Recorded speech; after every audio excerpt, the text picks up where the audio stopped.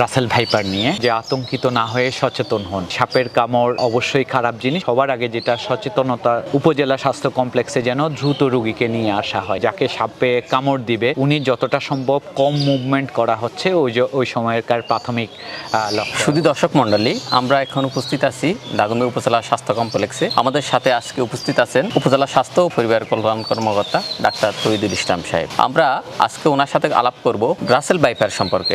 যে সারা বাংলাদেশে রাসেল ভাইপারের যে আতঙ্ক ছড়িয়ে গেছে আমাদের উপজেলা স্বাস্থ্য কমপ্লেক্সে, এই রাসেল ভাইপারের কি ওনাদের প্রস্তুতি আছে এবং আপনাদেরকে ওনারা আজকে যে পরামর্শ দিবেন রাসেল ভাইপারের সম্পর্কে আমরা ওনার সাথে এখন কথা বলব। আপনাকে আজকে আমরা আমাদের দাগনভূঞা নিউজ 24 এর পক্ষ থেকে আপনাকে স্বাগতম। আমরা আপনার কাছে জানতে চাইছি রাসেল ভাইপার সম্পর্কে।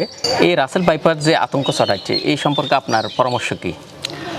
ধন্যবাদ কাজী ইফতেখার। আজকে এই কয়েকদিন নিউজ ফিডের মেইন জিনিস আমরা দেখতে পাচ্ছি যে আসলে রাসেল ভাইপার নিয়ে।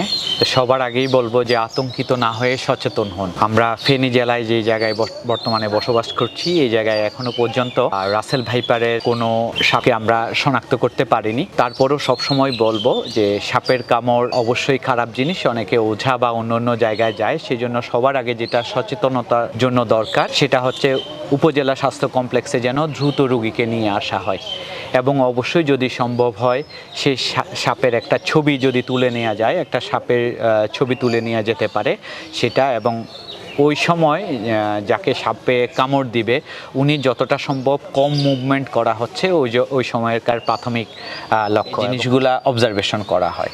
তো দেখা যায় যে যখন এগুলা যদি একটু ইমপ্রুভ থাকে, ভালোর দিকে থাকে, তখন আমরা ডিসিশনে আসতে পারি যে এটা বিষাক্ত সাপ না বা বিষাক্ত না। আর যদি দেখা যায় যে এখানে তার ব্লাড প্রেশার ফল করতেছে কিংবা হার্ট রেট বেড়ে যাচ্ছে, পিউপিল ডাইলেট অথবা কনস্ট্রিক্ট হয়ে যাচ্ছে, মানে কিছু সিমটম যখন আমরা দেখি, বা সুয়েটিং হচ্ছে এক্সেসিভ, তখন হচ্ছে যাই আমরা চিন্তা ভাবনা করি যে অ্যান্টি স্নেক ভেনম দিতে হবে, এখানে বিষাক্ত কিছু থাকতে পারে।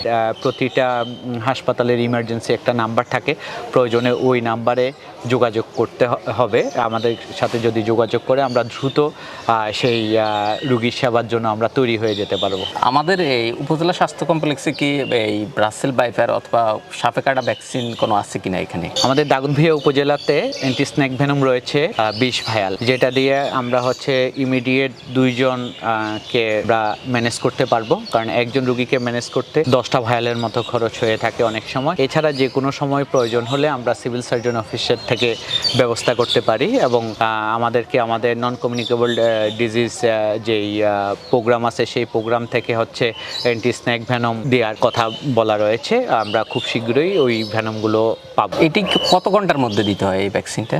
এটা আসলে অ্যাজ সুন অ্যাজ পসিবল, যত দ্রুত সম্ভব দেওয়া যায়। যদি সাপে কাটার পর যখনই রুগীকে হাসপাতালে নিয়ে আসবে তাকে অ্যাসেসমেন্ট করা হবে প্রথমে যে এই সাপটা বিষধর ছিল নাকি নির্বিষ ছিল। রাসেল ভাইপারের ক্ষেত্রে এটা বিষধর সাপ, এবং সেই ক্ষেত্রে যখন সিলেক্ট করা হবে, যখন আমরা বুঝবো যে এটা বিষাক্ত, তখনই কিন্তু আমরা সাথে সাথে অ্যান্টি স্নেক ভেনম দেওয়ার প্রিপারেশনটা নিয়ে নিব এবং আমরা অ্যান্টি স্নেক ভেনম দিয়ে দিব তখন রোগীকে। আচ্ছা, যেখানে সাপে কাটে আর কি, যে হাতে অথবা পায়ে, এটার কি কোনো পরামর্শ আছে কিনা? এখানে কোনো কিছু করতে হবে কিনা প্রাথমিকভাবে, যে হসপিটালে আনা পর্যন্ত এই মাঝখানে এই স্থানে কিছু কি করার কিছু আছে কিনা?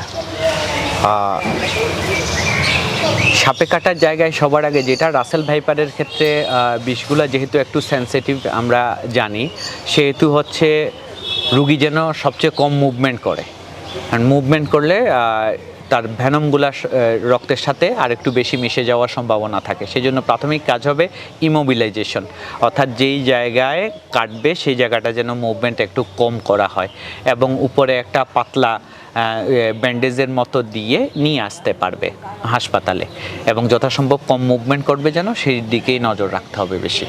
আমরা দেখি যে অনেক সময় দেখি যে গ্রামে যেখানে কামড় দেয় ওখানে দেখি যে একদম শক্ত করে বেঁধে নিয়ে আসে, ওইরকম কোনো কিছু আছে কিনা? না, এটা একেবারেই ভুল। যেখানে কাটে তার উপরে বা নিচে দেখা যায় যে আসলে অনেক সময় বেঁধে নিয়ে আসে।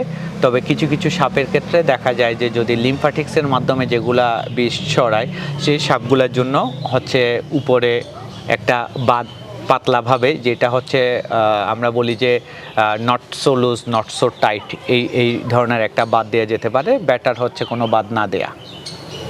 ধন্যবাদ আপনাকে আমাদেরকে আপনার মূল্যবান সময় দেওয়ার জন্য।